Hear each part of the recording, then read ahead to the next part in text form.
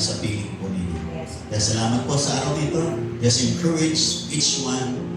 Just bless each one today and lift up the spirit of all of us, Lord, sa aming pong paigit ng salita ng Diyos. We give you praise and honor po aming dalangin. In the name of the Father, the Son, the Holy Spirit, in Jesus' name, lahat magsabi ng amin. At palapakan nating malakas ang ating Panginoon. Atin at amen. At amin yan. Ating pong paksa ngayon is never alone. The constant presence of God. Yan. Hindi ka nag-iisa kasi yung presensya ng Diyos ay nananatili sa buhay mo.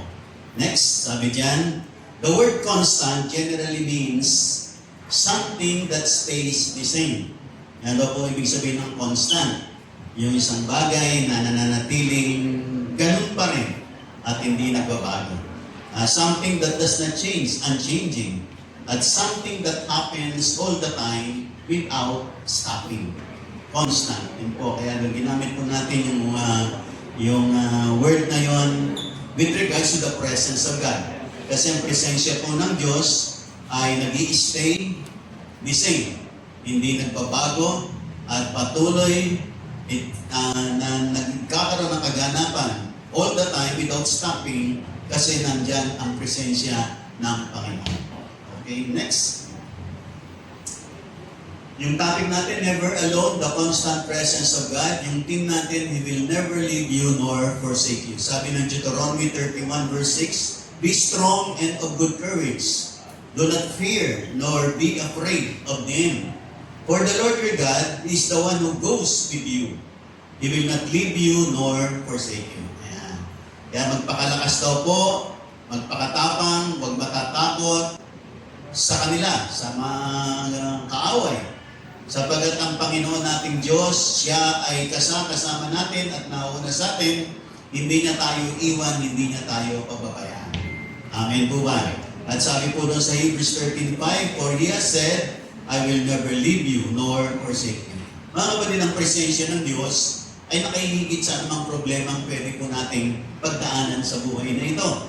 Ang kanyang katapatan ay magiging mas dakila kaysa sa mga bagay na kinatatakutan natin. At ang kanyang mga pangako ay mananatili pong magaganap sa mga pangyayari at anumang pangyayari dumarating sa buhay natin. Ang pangako ng Diyos ay kanyang tutuparin. Amen po ba? Next, mga kapatid, there are moments in life when we feel alone. There are times when we ask, Lord, where are you? Nasaan ka, Panginoon? Minsan natatanong ng iba yan. Lord, why did this happen to me? And Lord, why am I going through this suffering? Minsan dumarating po tayo sa mga sitwasyon na sobra tayong nanghihina dahil sa maraming problema. Minsan sabi yan, sometimes people leave us, friends disappoint us, and people we trusted fail us. Our health changed from good to bad. Circumstances suddenly changed. Dati ganda-ganda ng takbo. Biglang nagbago, biglang parang nawala. Our plans fail. Our finances become difficult. Even people we love may not always be there when we need them. Minsan po dumarating po yung mga iba't ibang ganyang sitwasyon ng ating buhay. At sa mundong ibabaw, talagang nagbabago-bago po. No? Minsan maging yung mga taong akala natin ay nandyan lagi sa tabi natin. Minsan darating yung time, wala na po sila, hindi na po natin sila maasahan. Pero mayroong isang dakilang pangako na constant and unchanging. Yung pangako ng Panginoon, I will never leave you nor forsake you. Yan lang po ang mananatili at yan ang hindi magbabago. Yung iba po natin, mga kaibigan natin minsan ngayon, kaibigan natin, pero minsan isang araw, nag-iiba na po sila. No? Minsan may mga taong nasa paligid natin, na inaasahan natin. Minsan yung mga nangyayari sa buhay natin, maganda dati, tapos biglang parang nawawala, parang bumibigat, parang nagiging magulo, nagkakaroon ng maraming mga problema. Nagbabago-bago po ang mga bagay sa mundong ibabaw. Maganda sana kung ang pagbabago ay paganda ng paganda. Ang problema kung ang pagbabago ay pabagsak ng pabagsak, pahirap ng pahirap. No? Mga kapatid, change is the word para po sa ating kinikilusan. Talagang marami pong mga pagbabagong pwedeng mangyari. Nawa, we pray na mga pagbabagong ito ay patungo sa pabuti ng pabuti at paganda ng paganda. Ang problema o yung mga pagbabago ay patungo sa pagbagsak, patungo sa kawalan, patungo sa marami pang problema. Yan po ang isang bagay na napakahirap. Pero mga kapatid, isang bagay ang totoo at hindi nagbabago, yung pangako ni Lord, I will never leave you nor forsake you. Hindi na po magbabago yan. No? At yan ay pinangako na ng Diyos at yung pinangako ng Panginoon, gagawin ng Panginoon. Yung nakikinig magsabi ng amin. Mga kapatid, ng Diyos po ay hindi naman nangako na wala na po tayong mga pagsubok. Pero hindi po niya pinangako na hindi na tayo iiyak. Hindi niya pinangako na hindi na po tayo mawawalan. Hindi niya pinangako puro easy naman buhay. Pero ang pinangako ng Panginoon, pagtatagumpayin na tayo. Kasi kasama tayo at sinasamahan niya tayo at hindi niya tayo iniiwan. Kaya niya tayo hindi iniiwan kasi tutulungan niya tayo at kung tayo nadapay, babangon niya tayo. Kung tayo nawalan, i-restore ng Panginoon. Amen po ba? Nakikinig po ba kayong lahat? Mga kapatid, the greatest miracle is not that God removes our trials. The greatest miracle is that God is with us in the midst of our trials. Amen po ba? Nakikinig po ba kayong lahat? Na ang greatest miracle hindi lang po yung inalis na tayo ni Lord sa mga trials ng buhay, kundi kasama natin si Lord sa bawat trial ng buhay po natin. Amen po ba? Pagkasama mo si Lord, that's it mga kapatid. Makakalampas ka, magtatagumpay ka, aangat ka. Nakikinig pa po ba kayong lahat? Okay, number one mga kapatid, nais kong mabigyan ng pansin. Number one, God's presence is constant through all seasons and circumstances, whether good or bad in our sight. Na sa lahat ng season, sa lahat ng mga pangyayari, maganda man o hindi maganda sa ating paningin, ang presensya ng Diyos nananatili. Amen po ba? Nakikinig mo ba kayong lahat? Nakikinig mo ba kayong lahat? Sa Deuteronomy 31, sabi riyan, was spoken at a very important transition in Israel's history. Moses was approaching the end of his leadership. Mamamatay na po dito si Moses. Si Joshua po ang siyang papalit sa kanya. At si Joshua kasama yung bansang Israel. Israel was facing the promised land. Papunta po sila sa promised land. Pero there were enemies ahead. There were battles ahead. There were uncertainties ahead. So, hindi nila alam ano ba yung datan natin doon. Meron tayong mga kaaway na kakaharapin doon. Makikipagbaka tayo ron. At hindi natin alam ano ba mangyayari. Magtatagumpay ba tayo o hindi. Pero mga kapatid, ang isang magandang bagay na sinabi ng Panginoon, pumunta kayo. Hindi ko kayo iiwan. Hindi ko kayo pababayaan. Amen po ba? Nakikinig mo ba kayong lahat? Alam niyo po, ang pinakamahirap na sitwasyon ng buhay ng tao, yung feel mo, nag-iisa ka. At wala kang katuwang, wala kang katulong. No? Kaya ngayon ang isang pinakadelikadong kalagayan ng buhay natin. Pero, aalalahanin natin, hindi tayo nag-iisa. Kasama natin ang Panginoon. Amen po ba? Na minsan, tinalikuran na tayo ng lahat, inayawan na nila tayong lahat, pero si Lord hindi tayo inaayaw. Amen po ba? Si Lord, laging meron siyang gustong gawing maganda para sa'yo. Kasi mahal ka ng Panginoon. Amen po ba? Kasi gusto niyang gumanda ang buhay mo. Kaya nga po tayo tinawag ni Lord, dinala po sa church na to. I tell you, gaganda ang buhay mo, manatili ka lang. Amen po ba? Nakikinig po ba kayong lahat? Diba, sinabi ko naman sa inyo, galing po ako sa broken family. Galing sa napakahirap na pamilya. Nagbago lang po ang buhay ko dahil sa Panginoon. Pero, hindi ko alam kung ano yung kahinatan ko. Pero gusto ko lang magpatuloy kay Lord, maglingkod sa Panginoon. Pero, ang Diyos, pag nananatili ka sa Kanya, iaangat ka niya unti-unti sa bawat bahagi ng buhay mo. At hindi mo pagsisisihan na ikaw ay nasa Panginoon. Amen po ba? Nakikinig po ba kayong lahat? Kaya ako po, hindi ko pinagsisihan ang ginawa ni Lord sa buhay ko. Hindi po madali. Medyo may proseso talaga. Pero worth it po, mga kapatid. Sapagkat makakatating ka, gaganda ang buhay mo, aangat ka. Nakikinig pa po ba kayong lahat? Kaya nga po mga kapatid, ang presensya ng Diyos, kahit na anong mga pangyayari sa buhay natin, maganda man o hindi maganda, dapat mo malaman that the presence of God is there always. It is constant. It is unfailing. It is unchanging. Hindi po nagbabago. Nandyan at narito at nasa iyo ang presensya ng Panginoon. Amen po ba? Nakikinig po ba kayong lahat? Tayo po minsan, di ba, pag dumarating yung ganitong panahon na makulimlim o kaya parang uulan, minsan di natin nakikita yung araw, no? Lahat na nakikinig, magsabi ng amen. Pero yung araw na lumiwanag na ganito, nandyan po yung araw. Lamang minsan natatakpan ng mga ulap, pero yung araw po, constant yan. Tuwing umaga po, sisikat yan. Kaya nga po, tingnan nyo, tuwing umaga, lumiliwanag. Kahit na minsan bumabagyo, pero pag araw na, umaga na, lumiliwanag na. Bakit? Nandiyan kasi yung araw. Sumikat kasi siya. Minsan, hindi nga lang natin makita yung sunlight o yung rays ng araw, pero nandyan siya. Nandyan siya. Kaya nga lumiwanag eh. Amen po ba? Nakikinig mo ba kayo lahat? Although pag bumabagyo, pagka makulimlim, katulad ng ganitong pangyayari, ay parang wala yung araw. Pero mga kapatid, nandyan po. Nandyan. Kaya nga po maliwanag eh. Kahit na hindi tayo madampian ng sikat ng araw, nandyan siya. Ganyan po ang presensya ng Panginoon. Minsan sa mga sitwasyon ng buhay natin na parang madilim, parang walang pag-asa, inisip natin parang iniwanan na ako ng Panginoon. Mga kapatid, hindi po. Nandyan ang presensya ng Diyos. You just need to recognize and believe that the presence of God is with you. Yung nakikinig, nagsabi ng amen.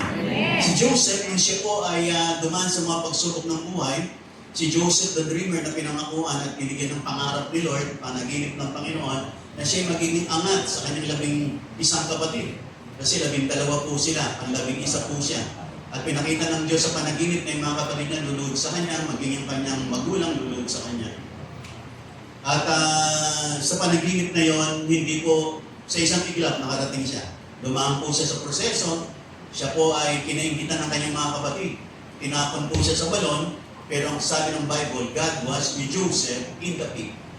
Pagkatapos nun, siya po ibinenta para maging alipin. Pero God was with him. At pagkatapos nung siya po napunta na sa Egypt at naging katulong doon, ang nasabi ng Bible, God was with Joseph. At nung siya po ay nakulong, dahil inakusahan po siya na siya ay nagre-rape, pero sabi ng Bible, God was with Joseph. At sa lahat ng mga circumstance, sa mga pangyayari ito sa buhay ni Joseph, isa lang po ang hindi nagbago. Na si Lord kasama niya. Amen po ba? Maaaring siya inulog sa balon, maaaring siya ibinenta, napunta sa Egypto, naakusahang ng rapist, nakulong. Iba-iba po ang lugar na yon. Pero isa lang ang hindi nabago. Si Lord nandun lagi at kasama ni Joseph. Amen po ba? Ang mga sitwasyon natin, minsan nababago ng nababago. Naiiba na naiiba. Pero ang presensya ng Diyos, hindi ko magbabago. Amen po ba? Nakikinig po ba kayong lahat? Mga kapatid, the presence of a problem does not mean the absence of God. Pag may problema ka, hindi ibig sabihin wala ang Panginoon. Nandiyan ang Panginoon, you just need to recognize, kilalanin na nandito ang Panginoon, tutulungan niya ako para mapagtagumpayan ko ang problemang ito na aking kinakaharap. Amen po ba? Sabi mo sa katabi mo, magtatagumpay tayo. Nakikinig mo ba kayong lahat? Kaya kung dumadaan ka sa mga difficult situations of your life, huwag mong sasabihin na Panginoon, bakit mo ako iniwanan? Mga kapatid, dapat mong instead, you must say, Panginoon, di ko man maintindihan, pero alam ko, kasama kita, Panginoon. Amen po ba? Kasi minsan may mga situation na parang nag-iisa tayo, parang hirap, parang bigat ng problema. Pero huwag mong kalilimutan, nandyan ang Panginoon. Amen po ba? Yung naniniwala magsabi ng Amen. When the report is not good, remember that God is with you. When finances are tight, remember God is with you. When the future is uncertain, hindi mo alam yung darating sa inaarap, tandaan mo, kasama mo si Lord. Kung ang mga tao hindi ka maintindihan, si Lord naintindihan ka. Amen po ba? At kung hindi mo alam kung ano mangyayari sa araw ng bukas, mga kapatid, ang pinakamahalaga, kasama mo si Lord. At alam ni Lord ang mangyayari sa araw ng bukas. Amen po ba? At kapag kasama mo si Lord, walang masama na ipapahintulot si Lord sa buhay mo. Tiyak, maganda ang mangyayari sa mga darating na araw ng iyong buhay. Kaya nga po tayo na tinawag ni Lord, dinala rito ni Lord, kasi gusto ng Lord, maintindihan natin na kahit anong nangyayari, ito ang presensya ng Diyos, aakayin na tayo sa maganda, tutulungan niya tayo sa ating mga kainaan. I-bless niya ang ating buhay at ang ating pamilya. Mga kapatid, hindi lang po tayo pupunta rito basta-basta. Meron pong magandang nilalang plano si Lord sa buhay natin, kaya Kanya dinala dito. Ang isang bagay lang na lagi ko pong sinasabi, manatili ka lang, magpatuloy ka. Maraming magandang bagay na nangyayari sa'yo. Hindi po nangyari yung mga magagandang bagay sa buhay ko, kundi ako nagpatuloy sa Panginoon. Marami rin po akong dinaan ng mga pagsubok. May mga times nag-resign na rin po ako. Hindi ko na kaya magpastor. Ako po ay nag-resign. At sabi ko, ayoko na, hindi ko na kaya. Napakabigat ng mga suliranin ng isang pastor. Pero salamat, inulungan ako ni Lord, pinagpala, pinalakas, at pinapagtagumpay ng Panginoon. At pagkatapos nakita ko po yung mga bagay na nilala ng Panginoon, unti-unti, hindi naman po sa isang igla, pero totoo po, meron po siyang nilala. Ang mga nilalaan po niyang magagandang mga bagay ay matitikman, mararanasan ng mga taong nananatili at nagpapatuloy. Yung nakikinig magsabi ng amen. Amen. Kaya sabihin mo sa katabi mo, magpapatuloy tayo. Kaya sabihin mo sa kabila, magpapatuloy tayo. Lahat ng magpapatuloy, pumalakpak ng malakas sa ating Panginoon. Amen and amen. Number 2, mga kapatid. Number 2, God's presence is constant. Ito po ay nananatili, hindi nagbabago, and is even greater than our fears. Higit pa ito sa mga bagay na kinatatakutan natin. Pagkasama mo yung presensya ng Diyos, nawawala ang lahat ng tao. Amen po ba? Nakikinig mo ba kayong lahat? Nakikinig mo ba kayong lahat? Parang isang bata na naglalakad sa gabi, napakadilim, nakakatakot. Pero pag alam niya, kasama niya yung tatay niya, nawawala yung takot niya. Amen po ba? Although nasa dilim pa rin siya, pero dapat na alam niya, kasama niya ang tatay niya, kahit madilim, nawawala yung takot. Bakit? Kasama niya ang tatay niya. Mga kapatid, ang ating tatay sa langit ay kasama po natin. Nakikinig pa po ba kayong lahat? Dahil sabi ng Deuteronomy 31 verse 6, Be strong and of good courage. Do not fear nor be afraid of them. Why? Because God knew they would face things that could make them afraid. Kasi alam ni Lord, makakaharap nila yung mga bagay-bagay na magbibigay sa kanila ng takot. Kaya sabi ng Panginoon, magpakalakas kayo, magpakatapang, at huwag kayong matatakot. At higit sa lahat, sabi doon ng Panginoon, I will never leave you nor forsake you. Kasama niyo ako. Hindi ko kayo iiwan, hindi ko kayo ilalaglag. Amen po ba? Minsan, ang isang dakilang katotohanan lang, mga kapatid, lahat na nakikinig magsabi ng amin, minsan lang po ang problema, tayo nang iiwan kay Lord. Pero si Lord, hindi tayo iniiwan. Minsan wala na tayong time sa Kanya. Minsan nabala na tayo sa maraming bagay. Minsan na-focus na tayo kung saan-saan. Nakalimutan na natin si Lord. Nakalimutan na natin magbigay ng time kay Lord. Di natin napapansin. Di natin namamalayan. Unti-unti na natin iniiwan ang Panginoon. Nakikinig? Sabi na amin. Amen. Mga kapatid, wag po. Kaya nga po, ang aming encouragement sa inyo, dumalo kayo. Kaya bumabagyo, kaya magandang panahon, dumalo lang. Kaya walang pamasahe, sige, gumawa ka ng paraan. Dumalo ka. Amen po ba? Nakikinig mo ba kayong lahat? Lahat na nakikinig, pagsabi ng amin. Wala ka bang pagkain pag uwi mo? Sige, dumalo ka lang. Makikita mo ang gagawin ng Panginoon. Lahat ng masaya magsabi ng amin. Naranasan ko po yan sa buhay ko. Talagang dadalaw, walang wala. Pag uwi, naglalakad. Pag uwi, wala man lang pangsaing. Pero mga kapatid, hindi mananatiling gano'n. Amen po ba? Nakikinig po ba kayong lahat? Mga kapatid, ang isa pong kalaban po natin ay ang takot. Fear is one of the greatest enemies of faith. Kasi sabi ng fear, you cannot do it. Sabi niya, you are going to fail, you are alone, and your future is hopeless. Ito pong lahat ay buhat sa fear, buhat sa pagkatakot. Ilalagyan tayo ng kaaway ng fear sa ating mga buhay para hindi po tayo makapagpatuloy sa Panginoon. Iisip natin, sayang lang yung oras ko dyan, wala namang mangyayari sa akin. Mali po kayo pag ganyan ang iniisip niyo. Sa lahat ng mananatili magpapatuloy, I tell you, may magandang mangyayari sa iyo. Amen po ba? Kasi tinulungan din ako ni Lord, binigyan ng lakas at biyaya para makapagpatuloy. Despite the fact noon, suko na to, ayaw ko na. Pero pinahintulot niyang malampasan ko yung bagay na yon. At nakita ko po ang Diyos ay meron pong nilalang maganda. Kaya po ang pangako ni Lord na I have come that you might have life and have it more abundantly. Gagawin po ni Lord yan. Pero mga kapatid, yan po ay mangyayari sa lahat ng mananatili at magpapatuloy. Amen. Yung nakikinig ko, magsabi ng amin.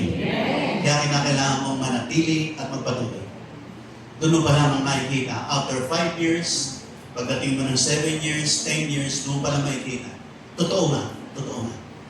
Pero kapag 1 year, 2 years, 3 years, minsan may mga pagpapala ng dumarating dyan, kaya lang, mas marami pa, mas magaganda pa, mas malalaki pa.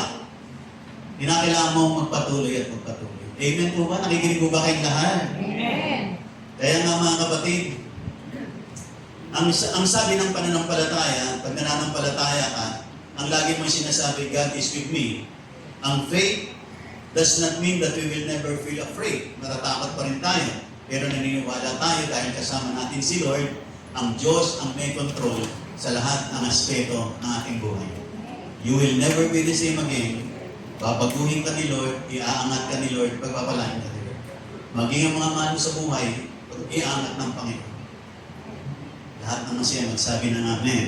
Mga kapatid, courage is not the absence of fear. Yung pagiging matapang, hindi ibig sabihin hindi ka natatakot. Courage is moving forward even when you are afraid because you know God is with you. Ang tapang daw po, hindi ibig sabihin hindi ka natatakot. Ang tapang daw po ay yung pagpapatuloy mo kahit natatakot ka, kasi alam mo, kasama mo si Lord. Amen po ba? Minsan may mga ganyang sitwasyon sa buhay natin. Nakakatakot. Tutuloy ko po ba? Sige lang. Tuloy mo pagpara kay Lord. Amen po ba? Si Joshua, nung pinalitan niya si Moses, natakot din siya. Panginoon, kaya ko po ba? Papasok kami ng lupang pangako, sabi ni Joshua.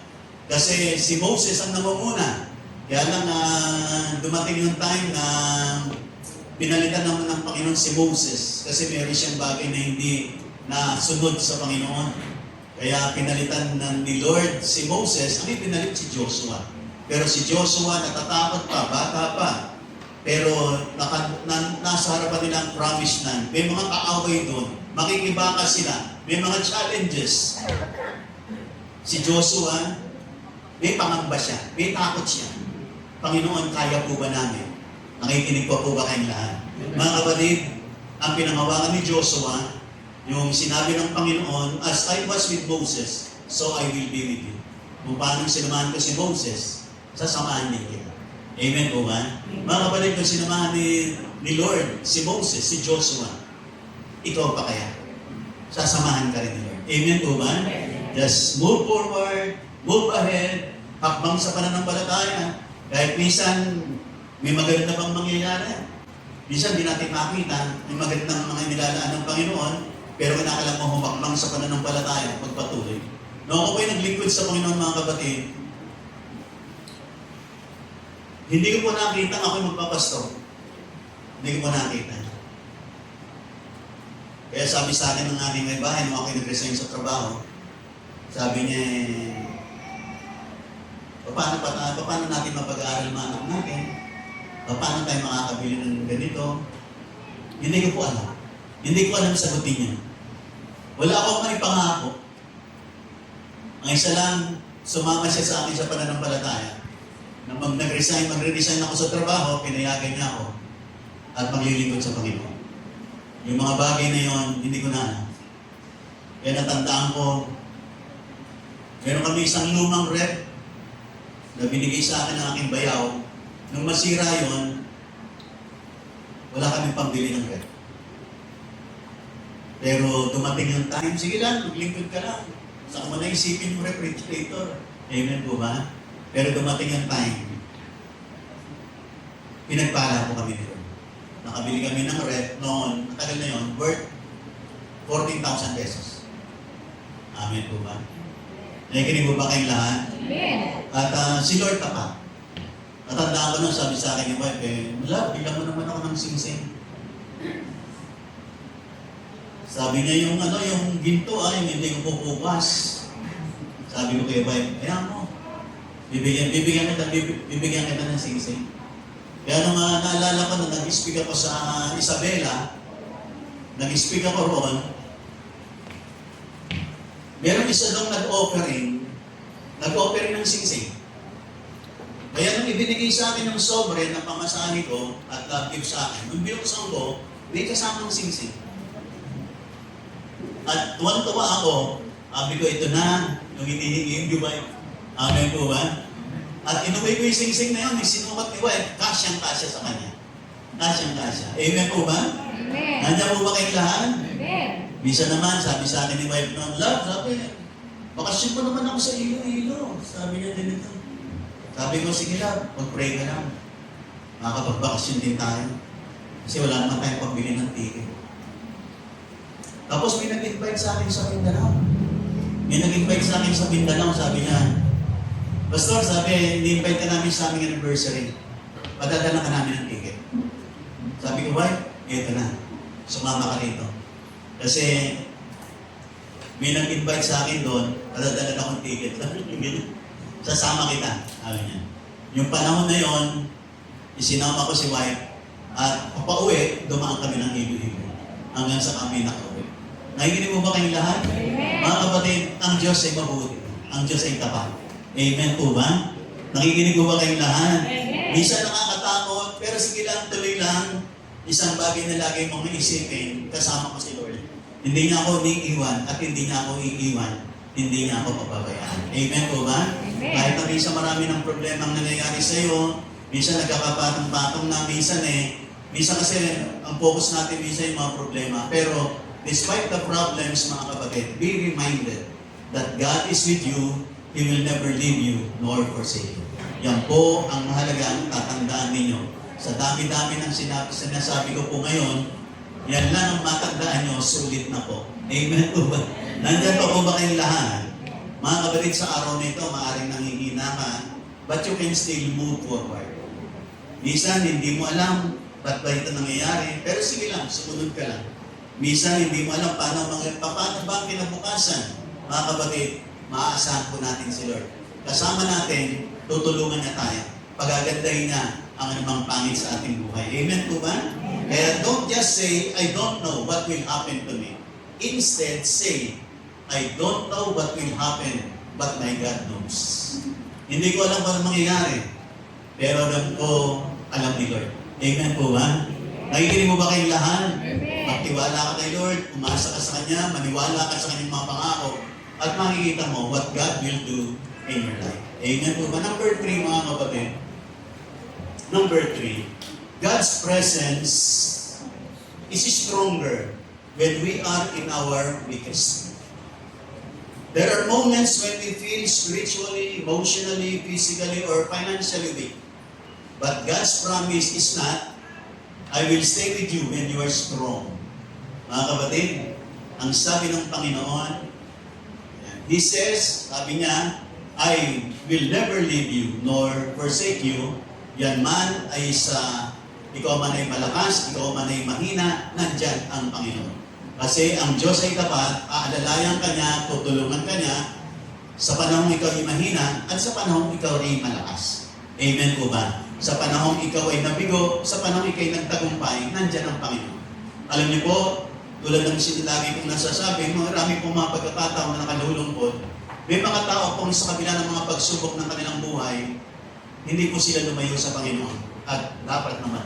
Amen po ba? Kaya lang may mga tao na pagdating ng mga seasons of success and victories ng kanilang mga buhay, diyan po maraming nasisilo ang tao. Diyan maraming nahuhok ang kaaway na inailalayo niya kay Lord yung mga taong nagiging matagumpay na. Mga taong umaangat na, mga taong nakakarating na sa kanilang mga pangarap. May mga tao po na hukok ng kaaway na ilalayo niya kay Lord kasi ang nakita nila, matagumpay na naman ako, maganda naman ang buhay ko, maganda naman ang aking kabuhayan, maganda naman ang aking pamilya, at ako naman ay narating ko na yung mga pangarap ko, nakatapos na ako, kailangan ko ba naman yan? Kailangan ko ba naman dumalo-dalo? Kailangan ko ba naman mag-Bible study? Mga kapatid, pag ganun ang kaisipan, unti-unti po tayong nilalayo ng kaaway sa Panginoon. Wag na wag po, mga kapatid. Tayo po'y dapat na manatili sa presensya ng Diyos sa panahon tayo mahina at lalo na sa panahon tayo malalakas. Amen po ba? Sa panahon tayo mga failures at sa mga panahon tayo po'y nagsaksi sa buhay na ito, remain in the Lord. Amen po ba? Nakikinig po ba kayong lahat? Amen. Although may mga tao rin naman na kapag sobrang problema, minsan sinisisi nila ang Diyos, lumalayo sila sa Panginoon, pero ang pinakamabigat na nakita ko, yung mga tao nagtatagumpay. Minsan di natin mamalayan na yung tagumpay natin ang naglalayo sa ating kay Lord. Huwag nawang mangyari. Nakikinig pa po ba kayong lahat? Nakikinig pa po ba kayong lahat? Mga kapatid, sometimes God allows us to discover that our strength is insufficient. Minsan dumarating yung pagkakataon na minsan pinapakita ni Lord, hindi mo kaya sa iyong sarili. At ipapakita sa iyo ni Lord, nandito ako, bibigyan kita ng lakas para magtagumpay ka. Amen po ba?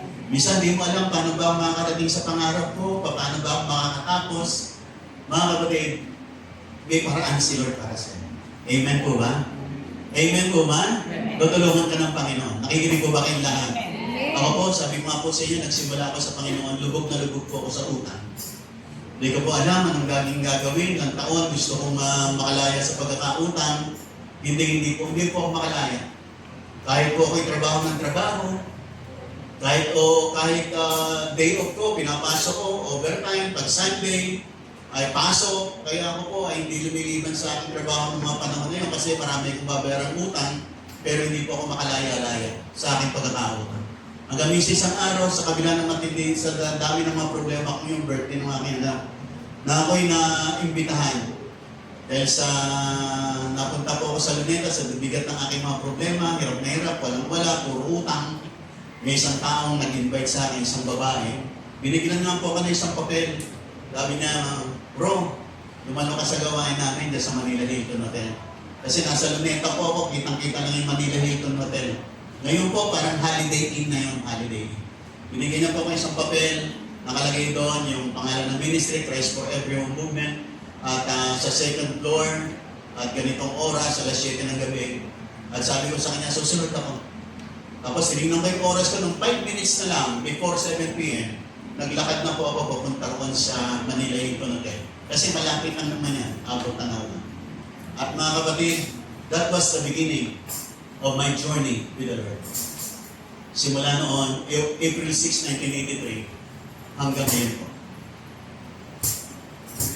Hindi ko naman sinabing wala pong mga problema, walang struggle, meron pa rin po. Pero lahat ng yun ay proseso ni Lord para po tayo patibayin, patatagin, palakasin. At dalisayin natin mga puso. Totoo ba tayo kay Lord? Minsan dinadalisay ni Lord yung ating mga puso. Ito kaya ang anak kong ito, dadalo kaya pag walang pamasahe. Ito kaya ang anak ko, dadalo pag umuulan. Minsan, tinitest tayo ni Lord. Ito kaya ang anak ko, kahit na maraming problema, dadalo. Minsan, dinadalisay tayo ni Lord yan. Tinitingnan ni Lord. Ito kaya ang anak ko, magpapatuloy kahit na hindi pa dumarating yung pagpapala niya. Minsan, dinadalisay tayo ni Lord yan. Tinitingnan ni Lord kung magpapatuloy pa rin ba tayo. Dumating po ako sa ganyan, mga kapatid. Dumating ako sa time, walang pambayad ng bahay, walang pambayad ng tubig, walang pambayad ng kuryente. Lahat na nakikinig, magsabi ng amen. Amen. Pero, kinakailangan magpatuloy ka. Naipakita mo, Lord, sa kabila ng mga pangyayari, magpapatuloy pa rin po ako. Amen po ba? Lahat na nakikinig, magsabi ng amen. Amen. Ang isang pinakamabigat na pagsubok ko sa pamilya, isa lang sa dumating ako sa magpapasko na isasabi ko naman sa inyo. Magpapasko, wala po akong nabili sa aking mga anak. 4 po ang aking anak. Nung Pasko ngayon, wala akong nabili kahit isang short, isang sando, isang sapatos. Wala po talaga. Naglilingkod po ako sa Panginoon. Kasi walang-wala, broke na broke. Pero may mga times, tinitingnan ng Panginoon. Ito kaya nga ako, magpapatuloy pa rin. Isa po sa napakahirap sa puso ng isang magulang, yung pag dumating yung time, Halos karamihan ng mga bata may mga bagong damit. Pero ikaw, yung anak mo, wala kang maibili at wala kang pambili. Magpapatuloy ka pa ba kayo? Nakikinig pa po ba kayong lahat? Dumaan po ka sa ganyan. Medyo mabigat, masakit. Pero isa lang ang lagi ko nasasabi, Panginoon, maramdaman ko lang yung presensya mo sa araw na ito. Sulit na po, Panginoon. Naalis na yung lahat ng bigat, ang kalooban ko. Maramdaman ko lang yung presensya mo sa araw na ito. Nakikinig pa po ba kayong lahat? Amen. Nandyan pa po ba kayong lahat? Amen. Mga kapatid, dapat po natin malaman sa mga kabila ng mga pagkakataong kumakapit tayo kay Lord. Pero ang isang dakilang katotohanan, si Lord, kapit-kapit niya po tayo. Amen po ba? Amen. Minsan, todo yakap tayo kay Lord. Pero sa pangdakilang katotohanan, todo ang yakap ni Lord sa buhay mo. Hindi ka niya iiwan, hindi ka niya bababayaan. Amen po ba? Although minsan, pinadaanin ka niya sa mga mabibigat na sitwasyon ng buhay mo, pero dyan mo marirealize, ang Diyos ay totoo, ang Diyos ay tapat, ang presensya ng Diyos ay nananatili, mga kapatid. And you will never be the same again pag naranasan mo ang presensya ng Panginoon. Lagi mong sasabihin, gusto kong dumalo, gusto kong makinig, gusto ko linggo na. Amen po ba? Nakikinig po ba kayong lahat? Amen. Yan ang pinakamagandang bagay na magaganap sa atin. Kaya nga mga kapatid, when you are weak, don't run away from God. Run to God. Pag nanghihina ka, huwag ka lumayo kay Lord. Tumakbo ka, kapalapit sa Panginoon. When you are discouraged, pray to God. When you are tired, worship God. When you are confused, seek God's Word. When you feel like quitting, remember God's promise, I will never leave you nor forsake you. Hindi ako nag-quit sa'yo, sabi ni Lord. Amen po ba? Amen. Minsan tayo, parang quit na tayo. Hindi na yata makapagpatuloy, Lord. Hindi na yata ako makakadalo. Pero si Lord hindi pa nag-quit sa'yo. Nakikinig pa po ba kayong lahat? Inaalala ka ni Lord sa bawat araw ng buhay mo. Kasi gusto niya manatili ka. Gusto niya nandyan ka pa rin. Gusto niya yung buhay mo ay mabago. Yung buhay mo umangat. Yung buhay mo mapagpala. Kasi tutuparin niya ang kanyang pangako. Pumarito ako para bigyan kayo ng buhay. Isang masaganang buhay. Mga kapatid, gaganapin ng Panginoon. Ng Panginoon niya. Ginanap niya po sa buhay ko. Pero ang naniniwala ko hindi pa tapos. Marami pa pong nilalaan ng Panginoon. Amen po ba? At sa iyo rin mga kapatid, maraming pang nilalaan. Tulad lang lagi mong sinasabi, magpatuloy ka lang, manatili ka. Tiyak ito mga kapatid, legit, hindi po ito scam. Totoo po ito. Mangyayari po. Amen po ba? Amen. Nakikinig mo ba kayong lahat? Yung naniniwala doon, magsabi ng amin at pukalakpak ng malakas sa ating Panginoon. Mga kapatid, ako po'y nasa pangatlo. 6 po kasi yung tatalakayin ko. At ako po'y magtatapos na sa 3 yan. Amen po ba? Mga kapatid, lahat na nakikinig magsabi ng amin. Amen. Dapat mong malaman pag dumadaan ka sa mga problema ng buhay, hindi ka nag-iisa, kasama mo si Lord. Pag dumadaan ka sa mga bundok ng problema, hindi ka nag-iisa, kasama mo si Lord. Pag dumaraan ka sa mga kabiguan ng iyong buhay, hindi nangyayari yung mga inaasahan mo. Mga kapatid, nandyan si Lord. Kasamahan ka ni Lord. Amen po ba? Amen. Kung dumarating ka sa mga panahon, hindi mo tiyak, umiiyak ka, feel mo, nag-iisa ka. Mga kapatid, hindi ka nag-iisa. Kasama mo si Lord. Hindi ka niya iniiwan. Hindi ka niya kinababayaan. You may not know what tomorrow brings, but you are not alone. God is with you. Hindi mo man alam ang kinabukasan, pero isang mabuting bagay, kasama mo si Lord, meron siyang magandang nilalaan sa iyo sa kinabukasan at sa mga araw na darating ng buhay. Kaya nga mga kapatid, therefore, do not be afraid. Do not give up. Do not turn your backs on the Lord. Do not lose hope and don't abandon God's calling upon your life. Don't abandon your faith. Keep walking, keep believing, keep praying, keep attending, keep serving, keep worshiping, and keep trusting God. Because you are not alone. God is with you. Kasama mo si Lord. Pangako niya, hindi ka niya hitiban. Hindi ka niya pababayaan. Amen po ba? Tayong lahat ay mukhang pamikit, manalangin po tayo.